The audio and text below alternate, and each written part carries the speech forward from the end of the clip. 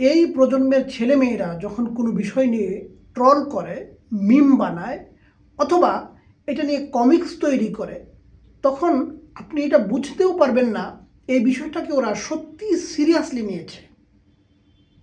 আপনারা দেখেছেন যে বিগত সরকারের অনেক বিষয় নিয়ে তারা প্রথমে কমিক্স তৈরি করত, তারপরে জোকস করত, এমনকি এই জোকসের মতো করে একটা ক্ষোভ ছিল তুমি কে আমি কে রাজাকার রাজাকার স্লোগানটি।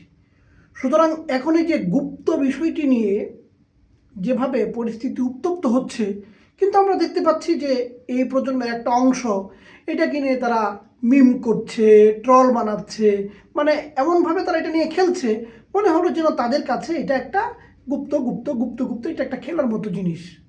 কিন্তু সত্যিকার অর্থে এই গুপ্ত জিনিসটা কি এবং এই গুপ্ত নিয়ে পরিস্থিতিকে যে উত্তপ্ত করা হচ্ছে, এইখান থেকে উপকৃত কারা হচ্ছে?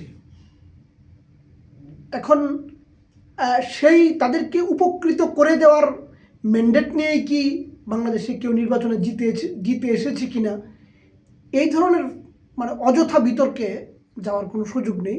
কিন্তু এই গুপ্ত এই বিষয়টা নিয়ে তারা এখন সরকারি অংশকে, সরকারি দলকে সাপোর্ট দেবে।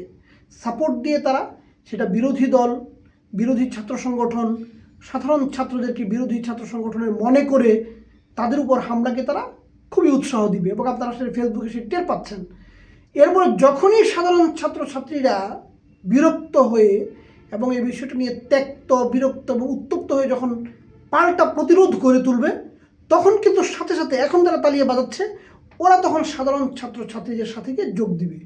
আর যোগ দিয়ে তখন কিন্তু এখন যারা সরকারি সুবিধা আশ্রয় প্রশ্রয় থেকে এই কাজগুলো করছেন তাদেরকে তারা শক্তিশালী প্রবলভাবে একটা ধাক্কা দেবে।